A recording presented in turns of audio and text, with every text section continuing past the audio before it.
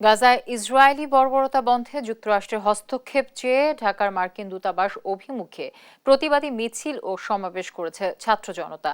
দুপুরে রাজধানীর উত্তর বাড্ডায় এ কর্মসূচি থেকে গণসংহতি আন্দোলনের প্রধান সমন্বয়কারী জুনায়েদ সাকি অভিযোগ করেন, যুক্তরাষ্ট্রের প্রত্যক্ষ মদদে গাজায় এখনও গণহত্যা চালিয়ে যাচ্ছে ইসরায়েল। বিস্তারিত মাহমুদ হাসানের রিপোর্টে।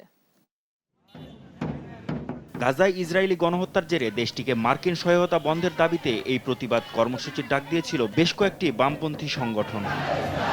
বৃহস্পতিবার দুপুর 12:15টার দিকে রাজধানীর উত্তর বাড্ডার সুবাস্তু টাওয়ারের সামনে থেকে ছাত্র জনতার মিছিল রওনা হয় মার্কিন দূতাবাস অভিমুখে। নিপীড়িত ফিলিস্তিনিদের স্বাধীনতা আন্দোলনের প্রতি সংহতি জানিয়ে চলে এমন স্লোগান।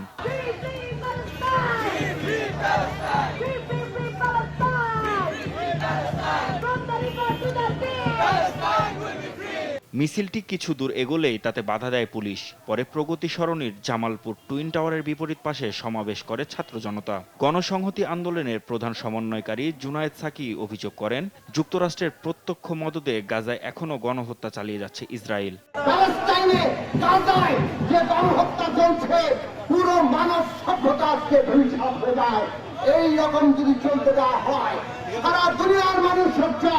যুক্তরাষ্ট্রকে আমরা পরিষ্কার করে বলতে চাই, একদিকে মানবাধিকার গণতন্ত্রের কথা বলবেন, আর ওই প্যালেস্টাইনের গণহত্যায় সহায়তা করবেন। মানুষ আপনাদের এই সব কথা বিশ্বাস করবে না। যুক্তরাষ্ট্রকে হুঁশিয়ারি করে ইসরায়েলি গণহত্যায় সহায়তা বন্ধের আহ্বানও জানায় ছাত্র জনতা। বন্ধ করতে হবে। মাহমুদ হাসান, দেশ টিভি, ঢাকা।